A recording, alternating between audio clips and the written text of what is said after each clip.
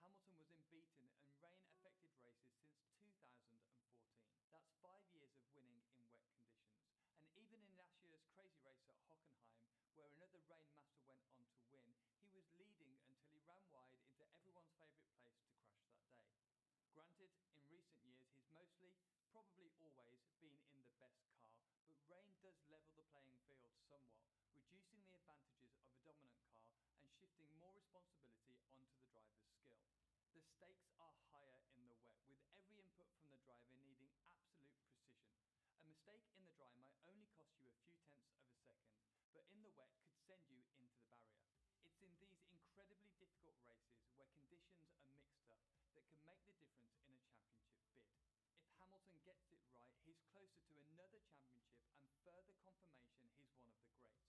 Or get it wrong, and a potential championship win might slip by. So what is Hamilton doing differently inside the cockpit, and what are his secrets to maintaining such pace in the wet? I'm Scott Mansell, pro driver and coach at Driver61, where we look at all things interesting in F1 and other motorsports. After watching hours of Hamilton's footage, there are 3 areas that stand out: his remarkable skill on the brakes, his precise feel and connection with the track surface, and his intelligent decisions with the racing line. First up, he is incredible on the brakes. This is something that we see in the style of Michael Schumacher too. In fact, both drivers' general style are very similar. It's simple to say brake later and harder and you'll reduce lap time. It's much harder to do that in an F1 car, and even more difficult in the wet, where grip levels are dramatically reduced. I remember when I first drove an F1 car at the age of 17.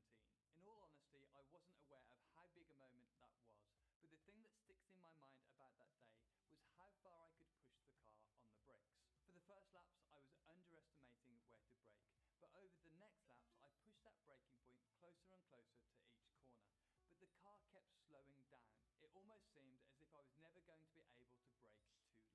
Of course, that moment comes and I reach the limit with a little lock-up, but it happened much later than I'd expected.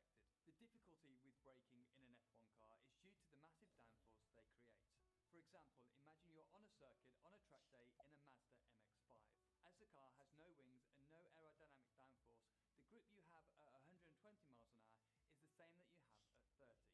Therefore, when you brake at the end of a long straight, the pressure you put on the pedal can remain constant until you turn into the corner, as the grip is also consistent. The Mazda is what we call a mechanically gripped car. However, in an F1 car, the grip you have at 200 miles an hour is dramatically more than you have at 40. At 200 miles an hour, the air is moving over the car faster, and so the wings and floor are creating huge amounts of downforce, and in turn pushing the tyres into the track surface harder, meaning more grip. So think about what's happening when the driver brakes from 200 miles an hour to 40.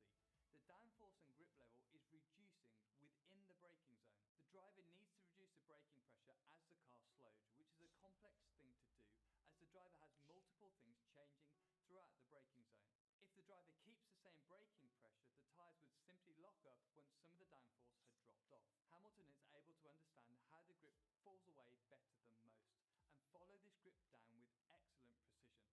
This means he can use more, almost all, of the tyre's potential grip when braking, and so reduce his braking distance. Due to the changing conditions in the wet, maximising the braking zones is much more difficult than in the dry, not to mention balancing taking risks with gaining lap time. In these wet conditions, Hamilton is both quick and consistent, rarely making mistakes. Part of the reason Hamilton is so very good on the brakes is that he has an unbelievable feel for the grip of the circuit and in wet conditions. But what does it mean when a driver has good feel? Well, being fast is all about driving the car to its limit, using each of the tyre's grip to its maximum at all times. When a driver has great feel, it becomes more apparent in challenging conditions, as the grip levels are changing lap by lap and even corner by corner, and the driver needs to adapt their driving appropriately. Imagine you're driving on the road and you need to make an emergency stop. You stamp on the brake pedal and you quickly slow down. It's likely that you'll hear and feel the car's ABS system working. It typically feels crunchy under the pedal. The ABS system is modulating the brake pressure for you, allowing the tyre to reach its peak grip and go a little beyond into under rotation, before releasing the pressure slightly. This is a computerized way modern cars use all of the tyre's grip in a braking situation. And this is what Hamilton does so almost all of the tyre's potential almost all of the time. What's important here is the ability to assess conditions and predict the amount of grip that's available. For this, Hamilton is referring to previous laps and combining that information with how the track is generally evolving. For example, imagine it's wet but the rain has stopped. The circuit is drying up and offering more grip each lap. With 20 high downforce F1 cars running on the track, sucking up the water and allowing the wind to take it away from the circuit, things change rather quickly. From personal experience, it's really incredible how quickly the circuit's grip can change, with lap times sometimes reducing by seconds each lap. So in this example, when approaching turn 1 on your next lap, you're going to be able to enter with more speed than the previous lap. But how much more? Well, it's always going to be an estimate, but you have the previous corners and the comparison to the previous lap to help your decision. Hamilton has the mental capacity to absorb all of this information, process it and predict grip levels incredibly well, much like Jenson Button used to, another driver who was quick in the wet, especially when conditions were changing. However, having great feel is worthless if you're driving on the slippery parts of the track. In the wet, the normal racing line is almost always slippier than off it. This is because in dry conditions, drivers are more or less using the same parts of the track for braking, turning and exiting each corner. Little pieces of the tyre's rubber get sheared off and stick to the track's surface. Over a race weekend, the circuit evolves as the layer of rubber gets thicker and thicker. Rubber on rubber is a very sticky combination and results in lap times dropping and tyre wear decreasing in the dry. I've often walked racetracks after the race weekends and your shoes literally stick to the racing line. However, in the rain, this smooth rubber surface is incredibly slippery, and so drivers normally use the wet racing line. The wet racing line is basically doing everything you can to stay away from the rubber. This usually means not being on the most efficient line in terms of your arc through the corner, but it's worthwhile going the long way round as you'll have more grip. You'll see Hamilton, and to be fair, others, braking in the middle of the circuit, then moving to the outside in the middle of the corner, before exiting away from the outside of the track. The point is to stay away from the slippery rubber, and even though you're certainly not on the most efficient racing line, and you're adding meters to your lap length, the extra grip more than makes up for it. Where Hamilton is different from others, except perhaps Verstappen, is that he squares or V's the corner off more. Squaring a corner means driving straighter on the entry and the exit of a bend, but turning more in the middle. This means Hamilton can brake later and accelerate earlier, as the tyre's grip isn't being used as much for turning, and so can be used more for slowing and accelerating the car. The downside to this line is a slower apex, but the overall line is faster for Hamilton. The car having less turning work to do on the exit has an additional benefit. 2000 ELO, the highest rank in Minecraft speedrunning and something only a handful of people do each season. Reserved for the best mechanical players, the best decision makers, and the people with most grit. And in the 6th season of Ranked, I decided it was my time to get netherite. I'm sorry, I can't do this anymore. Cut the music, cut the music. I did not think this was possible. For context, the best ELO I've ever had in all 3 seasons I've played is 1673, a far cry from 2000. This is really the journey of a student and a coach. I'd never gotten Minecraft coaching before, but I felt I was plateauing when it came to Minecraft, and this might be the thing I need. It was also my coach who suggested the goal of 2000 ELO, because I wasn't so sure about it. Even though it felt impossible and out of my range, I thought, you know what? It's good to shoot for the stars. I'm not gonna get anywhere believing I can't do something. So on December 4th, I got on my first ever Minecraft coaching session and began the journey to 2000 ELO. Oh, also, we only had 2 weeks. The season ends in 2 weeks. Oh, Parker's following me. Hold on, I'm mid-zero, Parker. Can you calm down? It's not like I'm coaching you or anything. No! Whatever. Yo, Curry! What's up? What's up? Yo! I'm so excited. I'm so excited. Me too. I'm actually pumped. I'm super excited. Before we get into things, I know I want to see, like, I want to see what you've been working on with Zero stuff, and then we'll get into, like, just I know you talked about doing nav stuff as well that we can look at. But Okay. I think my chat is probably curious, and I think it's just cool in general to hear more about it. Like, why did you want to do this, and like what is your goal to get out of this? Yeah, sure. I mean, I saw that you've been coaching Eric, and I've heard that you've been coaching for a while. And I don't know exactly what it was, but I just like the idea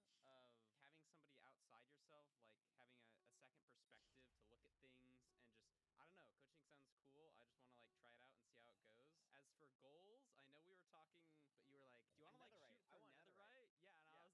Yeah, and I was like, it feels like it feels like out of reach, but I think it's cool to have goals that are like hard, and so I think that would be a cool goal. I don't know. It feels like an unrealistic goal, but I'm down to have that as a goal, and I'm down to put in the work. And I don't know. I just want to like improve, and I like the way that you think, and I know that you're very involved with ranked. And so that's why I wanted to have you as my coach. Yeah. Thank you. Thank you. I very much appreciate that. I do not think it's out of reach. I mean, I'm looking at your thing right now. Your peak is 1918. That's not out of reach. That was a crazy peak. It was a crazy peak. And then I guess like I'm looking at your graph. It seems like you've needed some pats after hitting 1918. It seems like since then it's been a little bit of a tough time. But that's okay. Right now, what do you think is like the main thing that's been a problem for you, I guess, more recently in the past like couple days? So we talked about more specific parts of my gameplay, like zeros and nav. I'll try not to get too in the trenches with this video, but before we got into any gameplay, I've been working on some new zeros, and he wanted to see how that was coming from me. Why don't you share your screen? Let's see some of the zeros you've been cooking. Let's see what you got working on here. Sure. Yeah. So like, what's like the ones that you feel? Just start with something that you feel like very confident in, like with the new setup. Something pretty standard. Okay. I don't know. Oh, come on! You can hit like you can't hit an 88 or like a 91 to 99. Like, come on. Yeah. Like I'll choose one of these. So I think this is really funny to watch back on. Right before I asked Curry for all this coaching, I revamp every single zero that I do. So I'm doing stuff slightly different. And he's like, what do you feel confident with? Surely you're confident with like the easiest zeros, and I'm sitting there sweating. I don't feel confident in any of them. But I'm like, yeah, sure. I'll hit these zeros. And you want to know what happens? I mess up the easy zeros 3 times in a row. And it just feels so bad. I'm like, oh, I was supposed to like be revamping my zeros, and I've spent like 13 hours on these, and I still can't hit them. That's not very good. But he was really chill about it. Like, obviously, he didn't make fun of me or anything. And eventually, I did hit one. That was clean. There we go. That was nice. Thank you. You want me to just keep going? So, are you comfortable enough on these where you're just gonna like if you play ranked right now, like you're gonna go for this? Oh yeah, I'm 100% gonna go for him, like all of them. I don't know if I'm at the point where like I can confidently say I'll hit all of them. So 10 minutes in, I still wasn't sure what this coaching would look like, and I was also really nervous. I was really just Curry was streaming to like a lot of people at the moment, and I don't know. I mean, I guess a lot of people watch these videos, but it was different, okay? And it was new, and somebody was watching me, and I would be lying if I said my hands were a little nervous. Plus, I still didn't know what this coaching session would bring. Like, would I really get any value out of it? But with all these uncertain thoughts in my head, I was optimistic for the coaching, and Curry decided I should play some actual matches. And then I'll be pretty silent for them. If I notice anything like super glaring, I will point it out. Okay. But I mainly just want to see how you play, and feel free to like talk through your thought process. I don't know if you've seen. I'm sure you've seen the things I've done with Eric, where he just kind of like is talking about what he's doing. Not so like you don't have to commentate, but more so just like your thoughts are out loud, so I kind of have an idea of what's going on. If that makes sense. No, that does make sense. This is the first game we're watching of Parker. I don't think I have to give a disclaimer to this, but I'm gonna give a disclaimer to this. Do not be mean. Like, there's a very big difference in what we're working on with Eric versus what we're going to be working on with Parker. There's a big difference, and that's like what we're focusing on. I might get quiet, to be honest. It's like the first. That's totally fine. Getting into do whatever you need to do. Probably should be playing shears more. I don't know. I don't know if I should be doing like shears there or just. You definitely should be doing shears here. Like this is shears are just like stone axe. Yeah, stone axe. I know this is a small thing, but after doing all of the coaching and looking back, I used to never craft shears, and it is just a terrible misplay. So just this little advice of, yeah, you should always be crafting shears. I'm looking back on it, and I'm like, oh, I now always craft shears, and it's a really good thing. So interesting. I would have thought Parker was going to be a much more vocal player. I find this very interesting. What are we doing here? Just the working out terrain. So a little bit of hesitation. I think the biggest misplay was the food thing in the overworld so far, right? Like think about how nice shears would be in this situation. Having the shear blocks would be so nice. So like here we go inventory-wise. Like we need a craft. We're clearing our inventory before we pick everything up, which is not ideal. Like, obviously, it helps a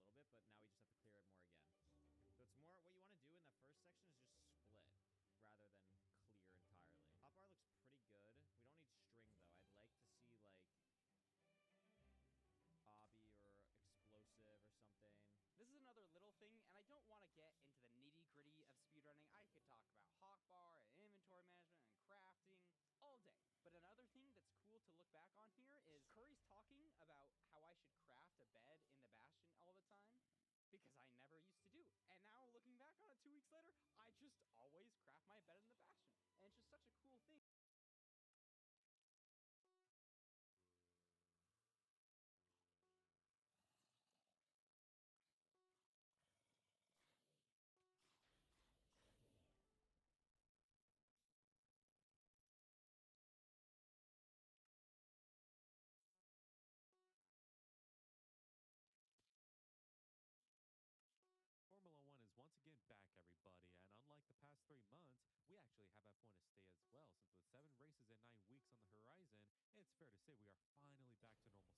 One is once again back, everybody, and unlike the past 3 months, we actually have F1 to stay as well.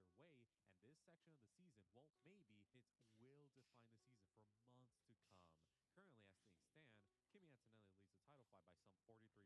And what better time for that to happen since with the Monaco Grand Prix, the European portion of the season is now fully underway, and this section of the season won't maybe, it will define the season for months to come.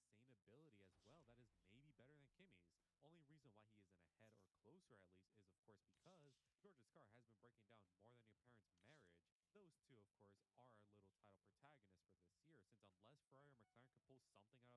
Not forever, though. You see, George Russell, Kimi's teammate, is far more experienced and has insane ability as well that is maybe better than Kimi's. Only reason why he isn't ahead or closer, at least, is, of course, because George's car has been breaking down more than your parents' marriage. Those two, of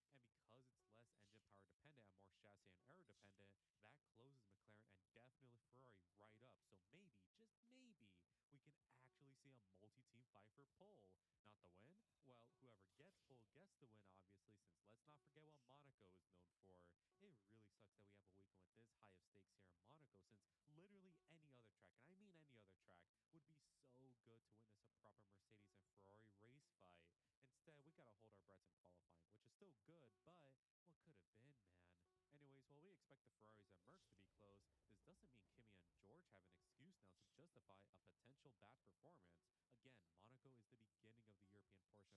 in honor of Pride Month, there will be no straight modes in Monaco, since it is, of course, a very, very slow circuit. And because it's less engine power dependent and more chassis and aero dependent, that closes McLaren and definitely Ferrari right up. So maybe, just maybe, we can actually see a multi-team fight for pole. Not the win? Well, whoever gets pole gets the win, obviously, since let's not forget what Monaco is known for. It really sucks that we have a weekend with this high of stakes here in Monaco, since literally any other track, and I mean any other track, would be so good to witness a proper Mercedes and Ferrari race fight. Instead, we gotta hold our breaths in qualifying, which is still good, but what could have been, man? Anyways, while we expect the Ferraris and Mercs to be close, this doesn't mean Kimi and George have an excuse now to justify a potential bad performance. Again, Monaco is the beginning of the European portion of the calendar, the most dense part of it. If momentum isn't being built up in Monaco and definitely in Barcelona just 1 week later, the entire European portion could be at risk of being pure mid for a driver. I mean, look at Checo 2023, for example. George has nothing to lose, so he isn't more in favor to not succumb to this. Kimi, however, let us see how he progresses. And by finding that out, let us recap the weekend and find the winners and losers of it. Subscribe if you must bet on everything, and let's get to quacking now. See those clouds up in the corner? That's where the rain is coming from. As always, we must recap the weekend or your family dies, and there wasn't much heading to Friday. We of course already covered how Strays will die in Monaco, but the engine power also got adjusted. Because the batteries make the car super fast this year, it poses a danger to the drivers around here because the roads are bumpy, as is the nature of a street circuit, but also the walls are closed, so battery power will drop off after a certain speed as if they were dead, even though they aren't. I think these changes are good and will aid the racing, but it's Monaco, so we will probably see one more overtake than usual happen. Yippee, I guess. Speaking of ominous news, George Russell was also told off the back of his untimely Canada DNF that the cause of it, which saw the engine smoking, won't be known for many months as Mercedes need to properly dissect and diagnose the engine to find the issue. On one hand, what the fuck do you mean, man? It's an engine DNF, right? What do you mean it will take months to find out what happened? But on the other, maybe this is actually a good thing. George and Kimi are teammates, of course, and surely George cannot be the only one to experience these issues. If the same happens to Kimi, which is likely since Mark won't know why George DNF for a while, this could be a blessing in disguise for Woody as he looks to claw his way back up to P1 in the standings. Or maybe they both die and Ferrari can swoop in to win the title. Who the hell knows, man? Speak of the devil, Ferrari announced Charlie Kirk has got a new contract spanning all the way to 2030, and shoot me in the neck if I'm wrong, but I don't think this is a good thing. I mean, take a fucking hint, Charles. You have had a Ferrari for 7 years now, and nothing has come of it. You have made crucial mistakes sometimes, yes, but look at how many Ferrari have done to you. Why must you put yourself through more torture? Don't you want to become champion? Surely you must realize these red idiots will never deliver that to you.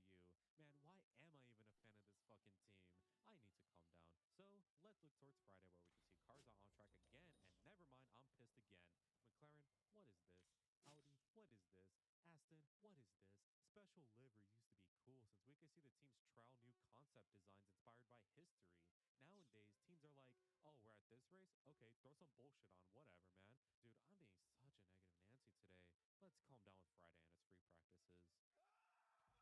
its free practices. With Straits, of course, being exiled this week, teams don't need to open the wing at all since DRS is also, of course, gone. So, time for some cool new wing arrow thingy-mabobs. This is about where the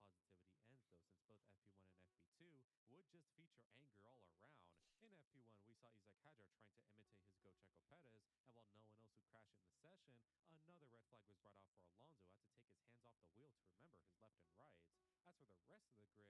around. In FP1, we saw Isaac Hadjar trying to imitate his Go Checo Perez, and while no one else would crash in the session, another red flag was brought out for Alonso, who had to take his hands off the wheel to remember his left and right. As for the rest of the grid, the whole paddock was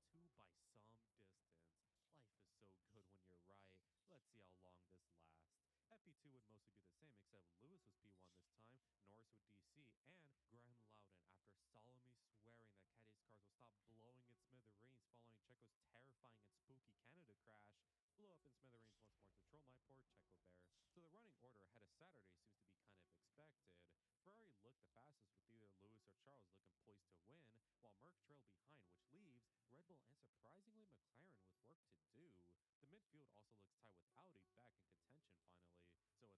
being impeded, and my favorite, the Haas pair getting mad. This is my favorite because recently I've made 2 videos about their drivers and basically how much Ocon is being mocked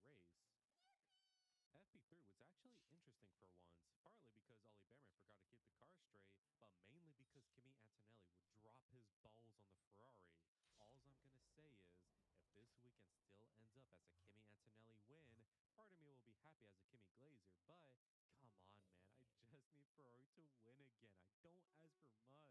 And what does FP1 show? A Ferrari 1-2 by some distance. Life is so good when you're right. Let's see how long this lasts. FP2 would mostly be the same, except Lewis was P1 this time, Norris with DC, and Graham Loudon, after solemnly swearing that Caddy's cars will stop blowing in smithereens following Checo's terrifying and spooky Canada crash, blew up in smithereens once more to troll my poor Checo Bear. So the running order ahead of Saturday seems to be kind of expected. Ferrari looked the fastest with either Lewis or Charles looking poised to win, while Merc trailed behind, which leaves Red Bull and surprisingly McLaren with work to do. The midfield also looks tight with Audi back in contention finally. So without further ado, it is Saturday time with boring ass FP3 and big bad qualifying. The only time this year where quali will be more consequential than the race. FP3 was actually interesting for once, partly because Ollie Behrman forgot to keep the car straight, but mainly because Kimi Antonelli would drop his balls on the Ferrari. Alls I'm gonna say is, if this weekend still ends up as a Kimi Antonelli win, part of me will be happy as a Kimi Glazer, but come on, man, I just need Ferrari to win again. I don't ask for much. So with that said, it is time for qualifying, where apparently we have a 3-way fight now, I guess. P1 starts, and not only do the Ferraris and Kimi look fast, but let's just welcome in Lando Norris too, since I guess everyone can be on pole. I know this is a good thing, but man, I just need anything from Ferrari, bro. Someone who also needs a good performance, though, is George Russell, who for now is looking mad sketchy. Kimi is confidently in the top 3, but George is not even in the top 6, and maybe skill is actually the difference now. Anyway, speaking of skill, Gabby Bortoletto towards the end of his session just tickles the barrier with the pube hair of the tire, which is enough to break the suspension, send out a red flag, and end the session. Q2 time, and what a session it would be since objectively, Q3 is looking mad spicy. You now have the Red Bulls in the mix for pole, which means Q3 could either see Kimi on pole, one of the Ferraris on pole, Max on pole, Lando on pole. What about George Russell though? Let's slow down there, buddy. But I can't help but be a little mad on the inside, because dude, this was Ferrari's weekend. It could still very well be, but I'm not a happy camper anymore now that there's competition. So let us find out what happened now with Q3, and they are on it. They, of course, being everyone but Charles Leclerc, you know, the guy who is expected to be at the top of the standings. On his first lap, he ruins it. He goes out again as it's provisional pole time, but it's clear other drivers have time to find, and when they find it, Charles goes out once more to set a lap, but he taps the barrier and ruins his chances and thus is in P4. I will save my thoughts for later. Meanwhile, Kimi gets pole position after some of the closest and best driving you have ever seen. Yes, Kimi is in the fastest car, but the kid's driving is just so good and tight. How can you not be amazed? Max is in P2 after another great lap with Lewis in P3 to emulate the top 3 from Canada. George, meanwhile, is found dead in a ditch. So with the race ahead of us, we can truly see if quali is still more important than the race, or if the new regs this year have also changed that. Lap 1 begins, and Max is done for the day while Pastry tries to get revenge on Lando for last year. This means both Ferraris are Delivered. Then Porsche, that's weird thing. Unlucky with that yellow.